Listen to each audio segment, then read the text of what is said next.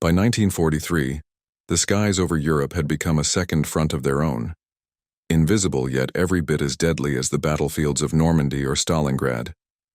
From England's misty runways, waves of American bombers lifted off daily, bound for industrial cities deep inside Nazi Germany, Schweinfurt, Bremen, Hamburg, Regensburg. The missions had a clear objective: destroy the enemy's factories, cripple his fuel, break his war machine.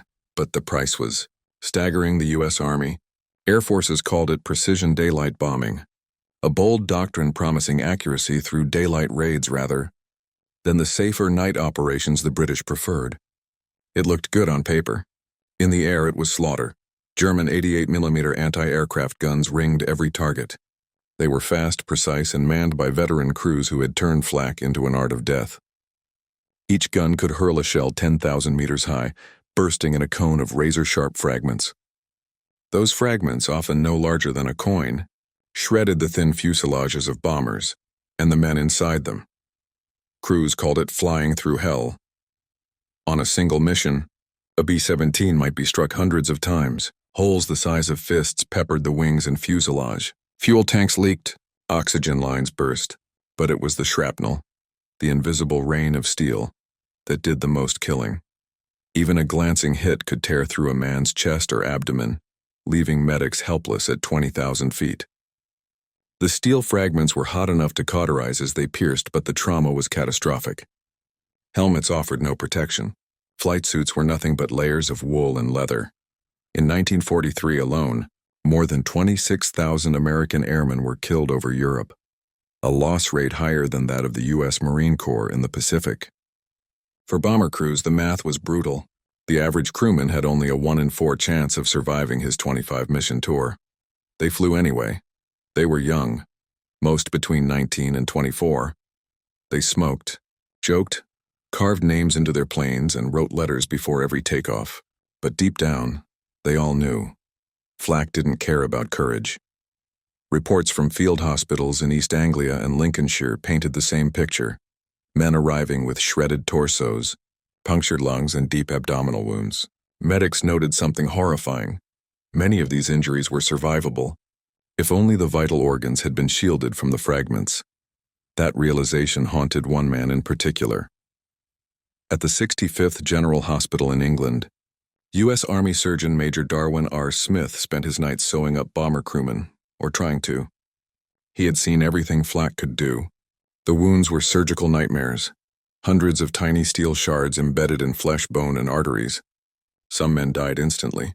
Others lingered for hours, whispering apologies for missions they'd never finish. Smith had trained to save lives, not watch them bleed out from preventable injuries. He began keeping notes, meticulous sketches of wound patterns, locations, and fragment angles. Again and again the pattern repeated: stomach, chest, lower back. Areas where no armor existed. To Smith, the problem was simple and maddening. The U.S. Army issued steel helmets and leather jackets, but nothing designed to stop shrapnel below the neck. Bomber crews were flying into a storm of steel wearing little more than hope. He started asking questions. Why hadn't someone designed protection for the torso? Why were engineers building bigger bombers, faster planes, but not safer ones? The answers came slowly. The Air Force believed armor would weigh too much, reducing range and bomb load. Every pound mattered. To the strategists in command, crew protection was secondary to the mission. To Smith, it was everything. Every time another stretcher rolled in, he imagined the same thought. What if we could stop the fragments before they hit flesh? He didn't know it yet, but that thought would grow into an obsession, one that would put him at odds with military bureaucracy and ultimately rewrite the rules of aircrew survival. As the war pressed deeper into 1944, bomber losses continued to mount and morale was cracking. Pilots prayed before missions. Gunners cried quietly into their gloves. The flak seemed endless, and inside that chaos, one surgeon began sketching designs on scrap paper, searching for a way to protect the men the war machine had already written off as expendable. Major Darwin R. Smith wasn't an inventor by training. He was a surgeon, methodical, precise, and disciplined by years of field medicine. But as the winter of 1943 deepened, his operating table had become a morgue conveyor. Every day, medics wheeled in the same kind of casualties: airmen with flak wounds to the abdomen and chest, shredded beyond saving. Many were conscious when they arrived, gasping, apologizing, clutching at their sides. Most died before dawn. Smith's notes filled faster than he could organize them. The evidence was overwhelming. Helmets protected skulls. Flak jackets didn't exist. The upper torso was an open target. He decided to act. Working out of the 65th General Hospital, near Basingstoke, England, Smith began collecting fragments of shrapnel from the wounds of fallen crewmen. He measured their sizes, weighed them, and studied how deeply they had penetrated muscle tissue and bone. His conclusion was revolutionary in its simplicity. Most fragments weren't large bullets or projectiles. They were small, fast-moving pieces of steel. And they could be stopped if the right material stood in their way. But there was a problem. The Army Medical Corps had no interest in field armor. The concept was considered impractical, too heavy, too restrictive, and likely to interfere with flight operations. Smith's superiors dismissed the idea before he could finish explaining it. "We're doctors," they told him, "not armorers." Smith ignored them. He began searching through supply dumps, scrap piles, and repair depots, scavenging pieces of manganese steel and ballistic nylon, materials used in aircraft plating and flak curtains. He cut, hammered, and stitched crude prototypes in secret, often working by lantern light after surgical shifts. His first model was little more than a leather vest lined with small steel plates, each curved to follow the body's shape. It was heavy, over 20 pounds, but it was a start. When Smith showed it to his commanding officer, he was reprimanded for unauthorized use of government materials. But he didn't stop. Instead, he smuggled his design to the 8th Air Force flight surgeons stationed nearby, men who had seen the same endless stream of casualties. Quietly, they agreed to help him test it. The first trials were crude. Smith placed his prototype over sandbags and fired captured German 88mm shell fragments at close range. The results stunned everyone who saw them. Most fragments bounced off or embedded shallowly without penetration. The concept worked. He refined the design, replacing solid plates with segmented manganese steel scales stitched between layers of heavy nylon. The new version was lighter, flexible, and offered full protection from the waist to the chest. For the first time, airmen could move and survive, but bureaucracy doesn't yield easily. The Army still refused to fund production, insisting that armor would reduce bombing efficiency. To many in command, the lives of 10 men were worth less than the weight of one bomb. So Smith went underground. He contacted British manufacturers in London who were already producing armored vests for Royal Navy gunners. With their help and through unofficial channels, he arranged for small-scale production runs of his design. The operation was funded quietly by sympathetic officers who had lost friends in the air. By early 1944, a handful of bomber groups received the first shipments of the steel vests. They weren't standard issue. They weren't authorized, but word spread fast among the crews. Doc Smith's armor can stop flak. Airmen began trading cigarettes, rations, even personal watches to get one.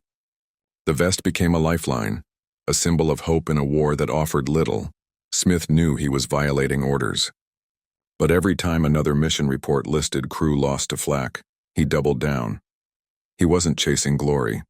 He was chasing survival, for men he'd never meet but would one day save.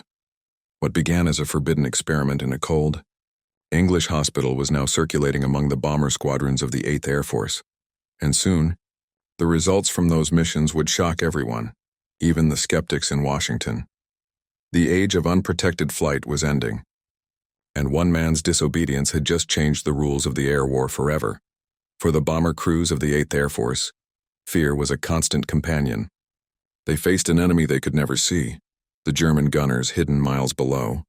Every mission meant flying straight into the heart of calculated chaos, where physics and probability decided who lived and who never came back. Inside the cramped aluminum hull of a B-17, the world was deafening. Engines roared. The cold was suffocating, minus 40 degrees at altitude.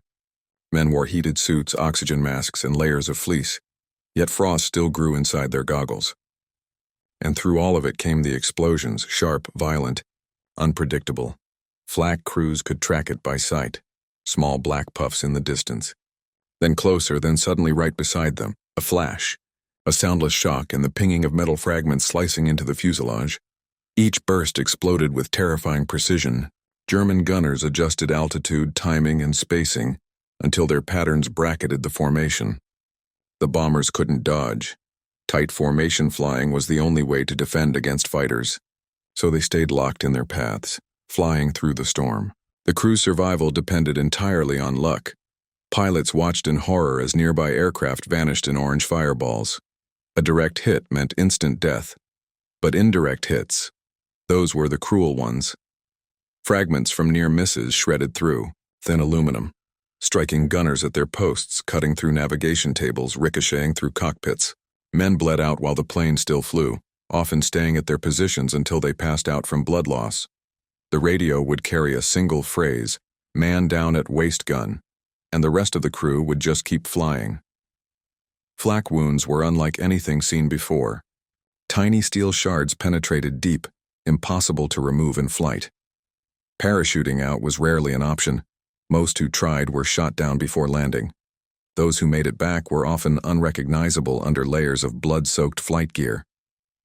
It was this brutal reality that made Dr. Smith's unauthorized armor so revolutionary. For the first time, airmen had something between them and the shrapnel. It wasn't perfect. It couldn't stop a direct hit or heavy fragments, but it drastically reduced fatal wounds to the abdomen and chest. One pilot recalled after the war, "Before the vest we felt naked. You'd hear flak and just hope it didn't have your name on it. After we got them, you still felt the fear. But it was different. You could breathe again." From a tactical standpoint, Smith's design introduced a subtle but powerful shift in the psychology of air warfare. Crews who once braced for death began to trust the possibility of survival. The impact was measurable, not just in fewer deaths but in improved mission focus. Commanders began noticing that crews equipped with the vest showed better discipline during bombing runs. They maintained tighter formations, followed procedures, and stayed at their stations longer under fire. Survival wasn't just physical, it became mental. But even as results started to speak for themselves, many officers in the upper chain of command dismissed the idea as unverified field rumor. The Air Force had invested heavily in offensive technology, bombers, engines, and radar. Defensive innovation was considered an unnecessary distraction. Yet at the squadron level, no one cared about official policy anymore. Crews scrounged whatever armor they could find. Some shared vests between missions, passing them down like lucky charms. In the freezing dawn light of English airfields, men would line up beside their aircraft, tense, silent, each carrying superstition and steel.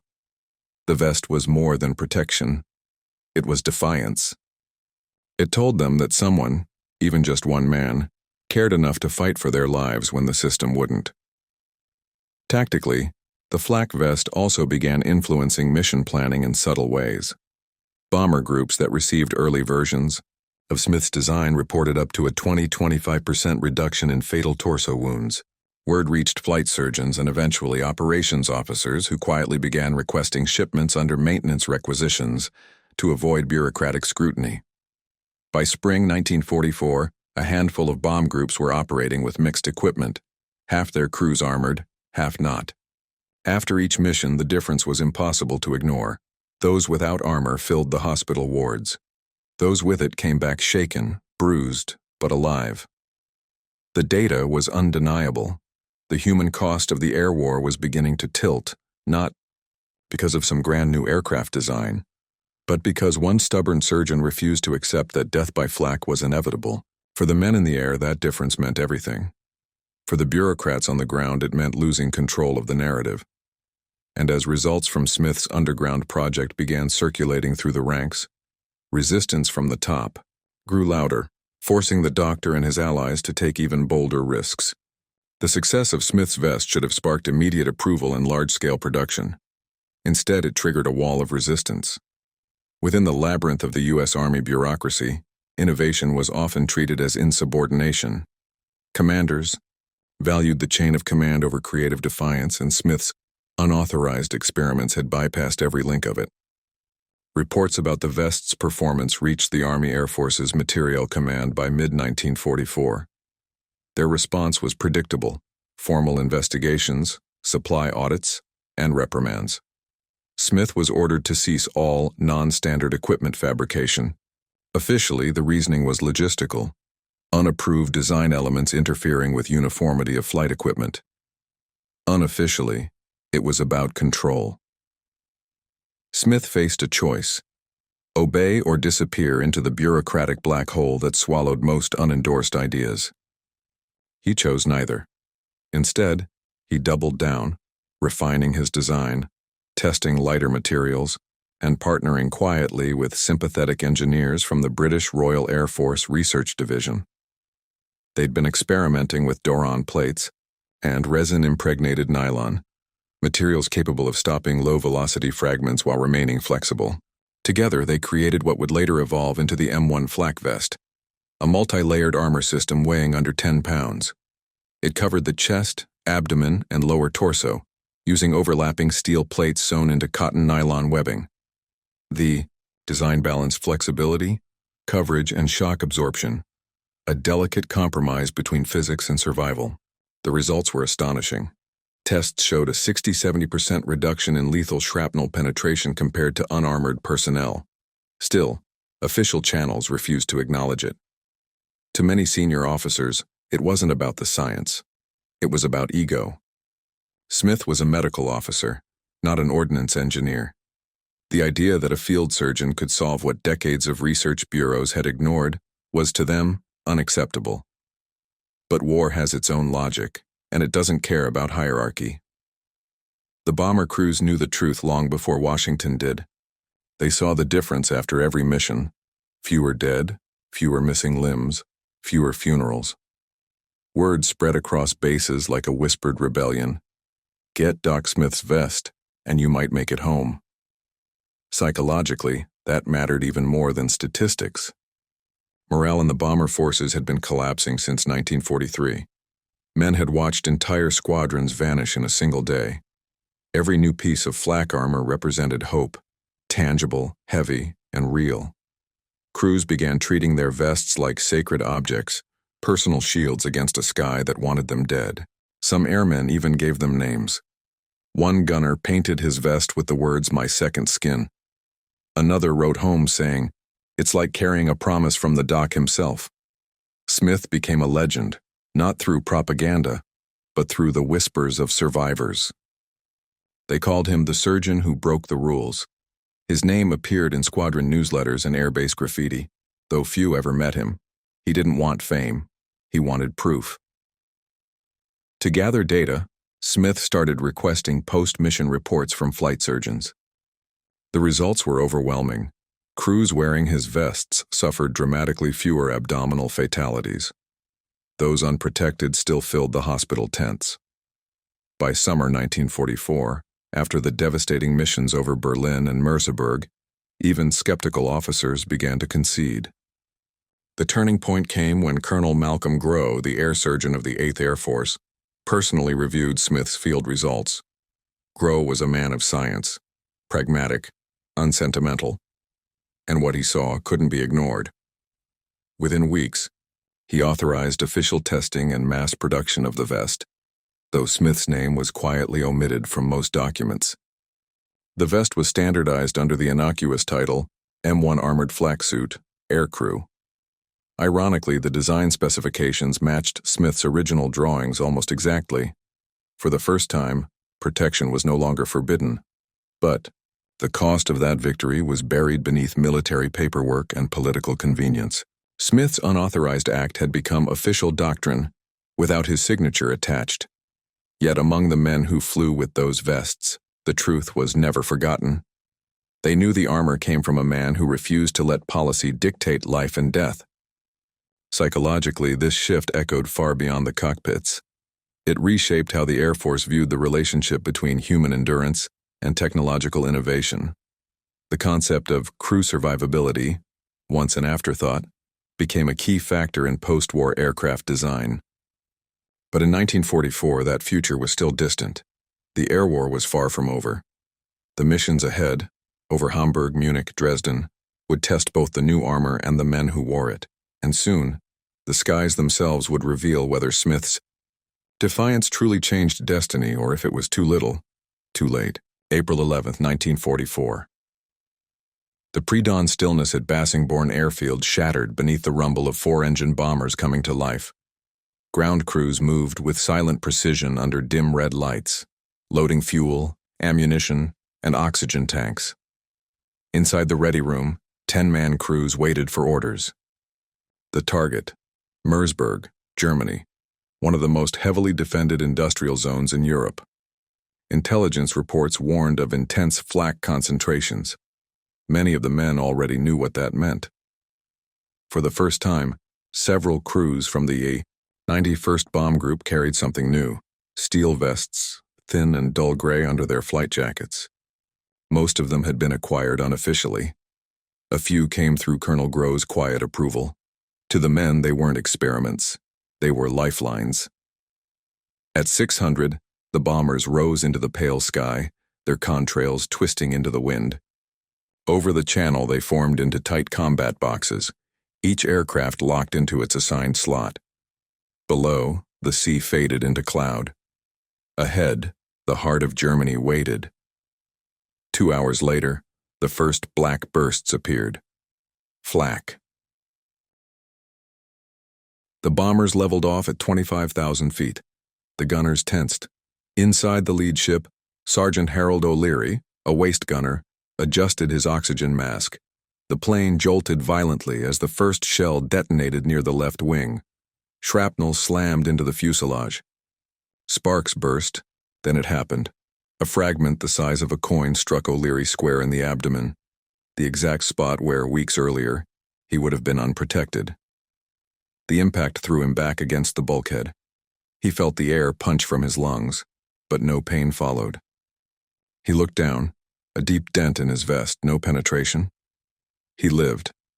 In another bomber over the same target, the radio operator wasn't as lucky, hit in the leg by a fragment that bypassed the vest's coverage. Still, he survived.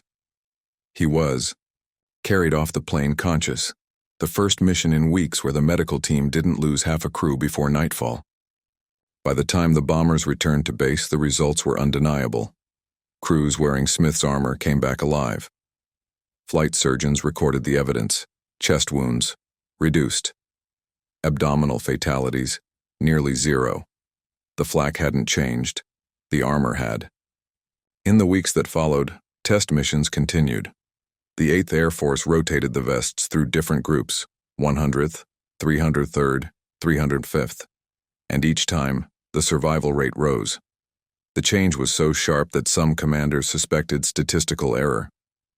But there was no error. Smith's unauthorized invention had crossed from rumor to proof. The data spoke louder than hierarchy. The British also took notice. The Royal Air Force Bomber Command, long accustomed to night raids, began testing similar vests for gunners exposed in turret positions. Their post-mission analyses mirrored the American results. Even with added weight, crews reported no significant reduction in maneuverability. In a war where small percentages meant the difference between life and death, this was monumental. The reports reached the upper chain of command. General Henry Hap Arnold, commander of the U.S. Army Air Forces, received a summary in June 1944. It noted a marked decline in lethal fragment injuries among test groups. The tone was cautious, but the message was clear. Something new was working. Still, bureaucratic inertia lingered. Manufacturing capacity was stretched thin. Steel was precious. But now the argument had changed. Instead of debating if armor should exist, leaders debated how quickly they could produce it. By August 1944, official orders authorized large-scale production of the M1 flak vest, standardized under Air Force specifications. The irony wasn't lost on those who remembered its origins. A field surgeon, reprimanded for disobedience, now watching his outlawed idea become military policy. For Smith, the victory was quiet. There were no medals, no ceremonies. He continued his surgical work, patching up the survivors who still came through his doors. But inside the wards, something had changed. The stretchers carried fewer lifeless bodies. The operating tables saw more recoveries. Men who once arrived pale and silent now came in swearing, angry, alive. And for the first time since the bombing campaign began, medics began to believe they could save more than they lost. In those moments, between the silence of flak bursts and the heartbeat of returning engines, the war had shifted. Not because of a new weapon or a new general, but because one man refused to accept that death by shrapnel was part of the job description. The skies were still deadly, but now, survival was no longer a miracle. It was a design. And yet, as more vests reached the front lines, new challenges emerged. Scaling production, standardizing fits, and convincing commanders that this armor didn't just save bodies, but morale. That struggle, the fight to turn proof into permanence, would define the next phase of Smith's quiet war. By late 1944, the M1 flak vest had transitioned from a whispered secret to an official Air Force program. Production lines in the United States and in Boston, Detroit, and Philadelphia now churned out hundreds of vests per week. Each piece was inspected, layered with manganese steel plates and stitched into tough cotton nylon webbing. The design Smith had sketched in a dimly lit English hospital now moved through factories at industrial speed. But recognition was complicated. Smith's name remained absent from official documents. Military protocol dictated that inventions belonged to the institution, not the individual. To the brass in Washington, it was a triumph of logistics and engineering, not the stubborn vision of a field surgeon. Still, for the crews, the vests were revolutionary. Over the skies of France, Belgium, and Germany, reports began to accumulate. Crewmen who had previously been lost to flak were returning. Airmen who would have been paralyzed by wounds were walking, sitting, and shooting once more. Flight surgeons recorded what seemed impossible just months earlier: a 30–40% reduction in serious torso casualties in fully equipped groups. The first large-scale deployment coincided with the push into Germany following D-Day. B-17s and B-24s rumbled through skies over Aachen, Cologne, and beyond. German flak remained ruthless. Hundreds of shells detonated around the formations. But now, a growing percentage of airmen survived with only minor injuries. Inside the bomber, the human impact was clear. Pilots could focus on formations instead of fear. Gunners rotated positions without terror paralyzing their limbs. Radio operators transmitted coordinates while small fragments pinged harmlessly off chest plates. The vest was invisible in the cockpit, yet its effect was tangible, life-saving, and morale-boosting. News of the armor spread unofficially among the airmen. Some vests were personalized, painted with insignia, or signed by crews. They were tokens of survival and symbols of defiance against the randomness of flak. Smith had created more than armor.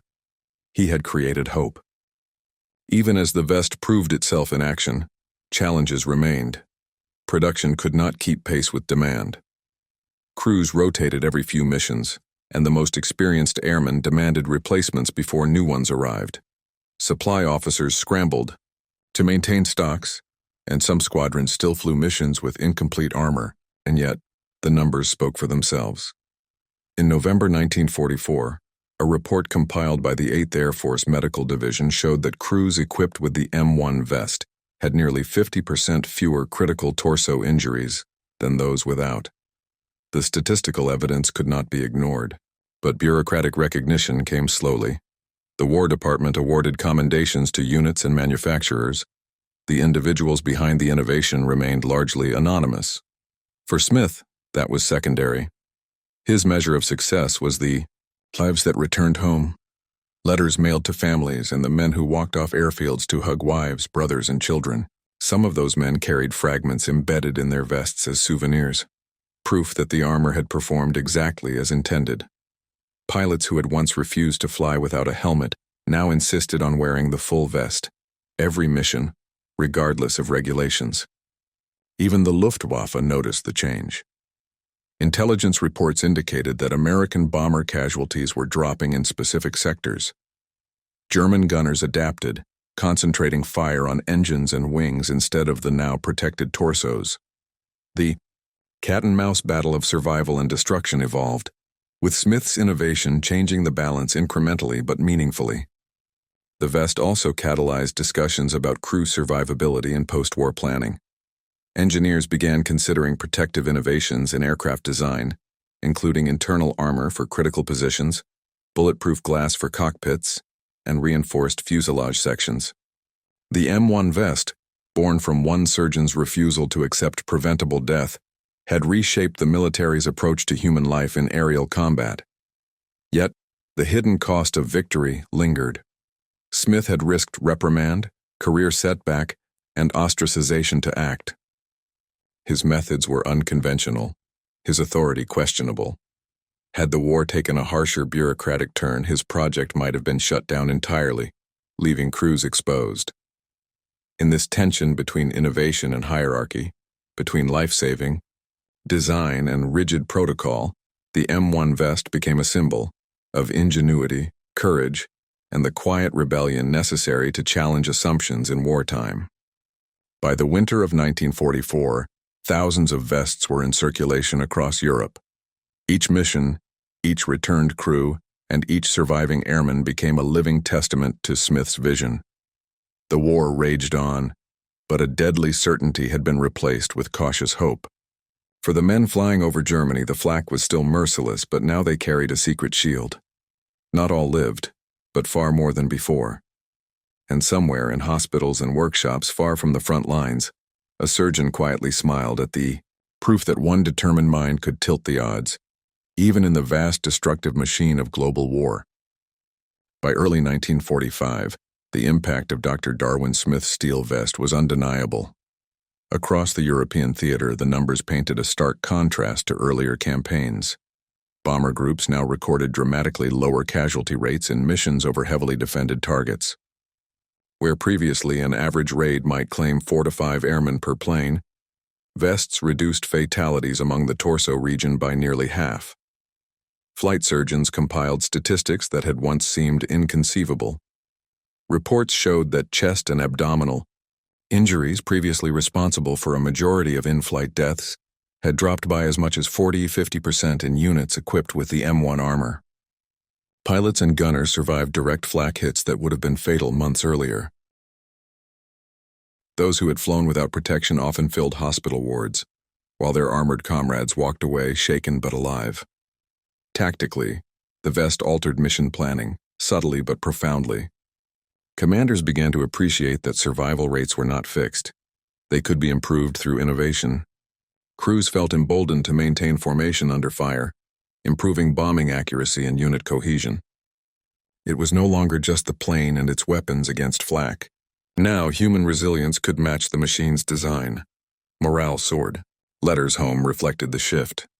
Airmen wrote of miraculous survivals, of returning to base with fragments embedded in vests that saved lives, and of a growing sense of agency in the sky. Where fear had once dominated each mission, there was now measured confidence, tempered by experience, but real. The Army's Medical Corps quietly celebrated the reduction in casualties, though official credit remained vague. Smith's unauthorized innovation had quietly proven that small-scale ingenuity could ripple outward, saving lives and influencing operations far beyond its initial scope.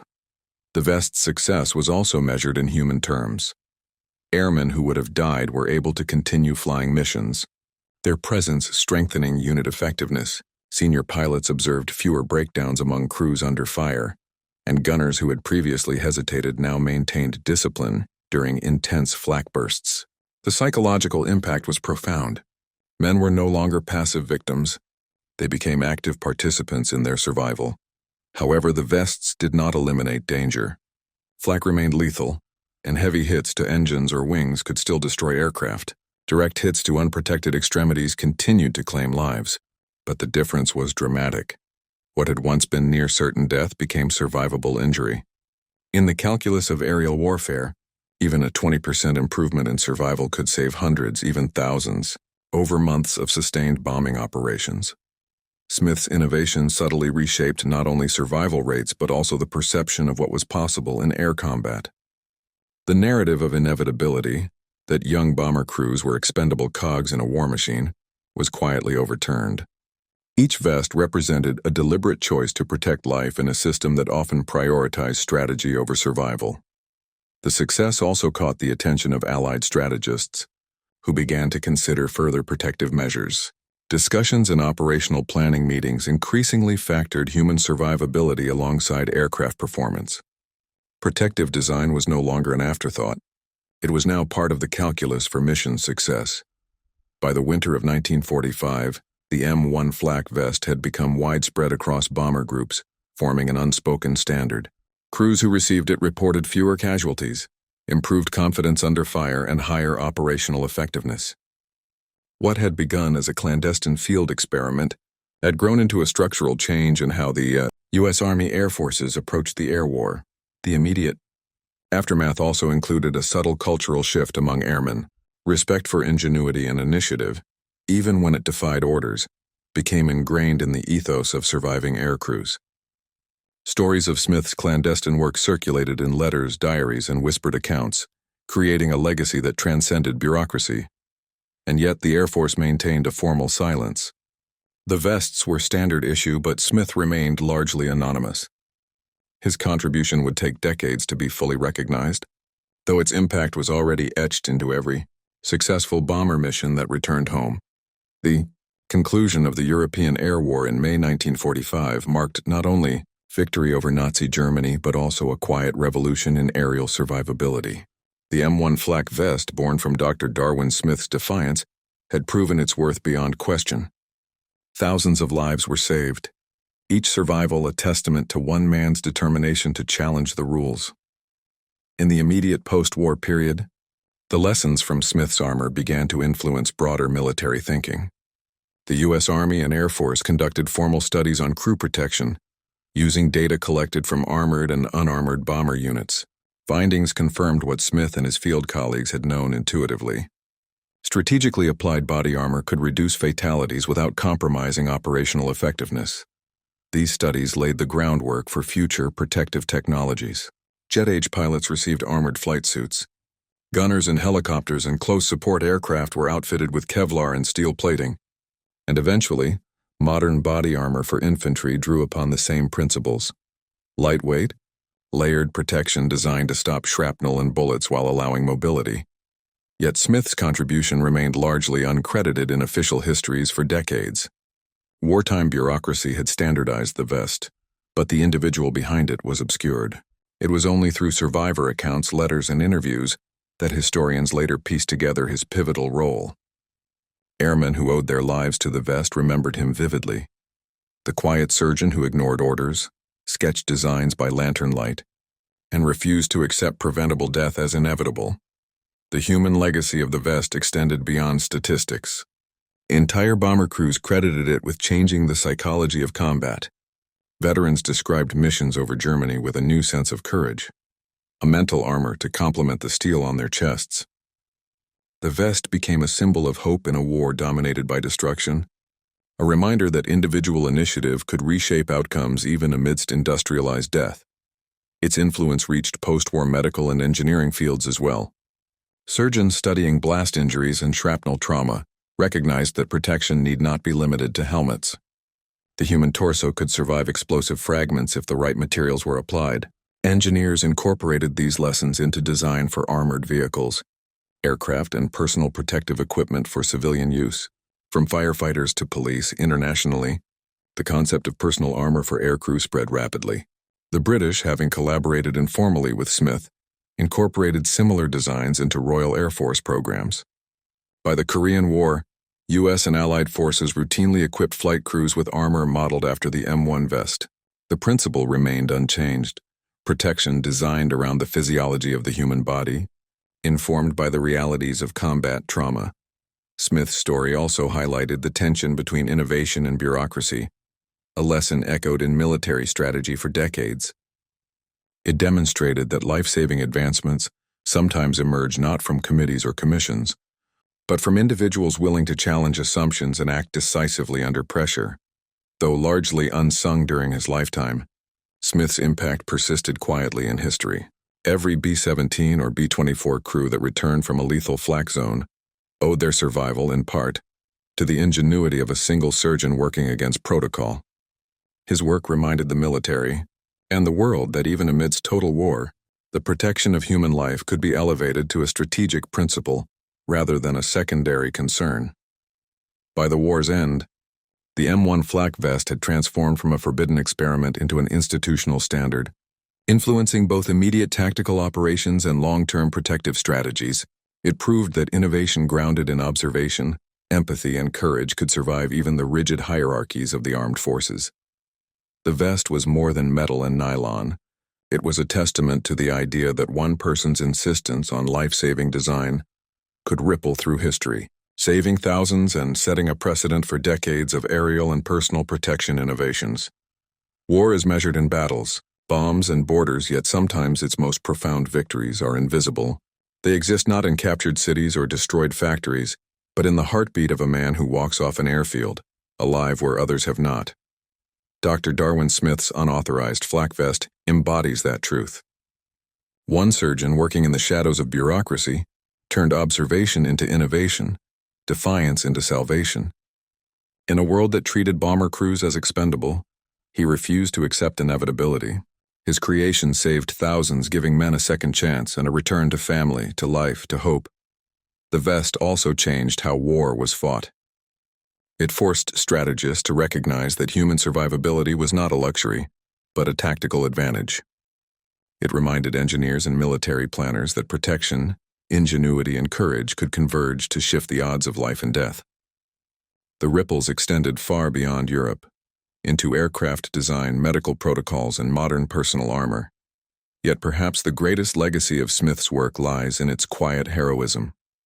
There were no parades, no headlines, no medals draped across his chest, only gratitude etched in letters home, whispered stories among veterans, and the unshakable truth that one determined individual can alter the course of countless lives.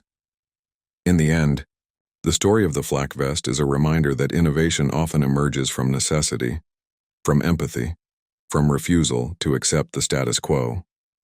In a war defined by destruction, Smith's invention brought preservation. Where bullets and shrapnel ruled the skies, hope and ingenuity found a way to survive. And as the last B-17s returned home, battered but whole, one could see it clearly. The sky may have been a battlefield, but human determination could still carve out a sanctuary, even amid the storm.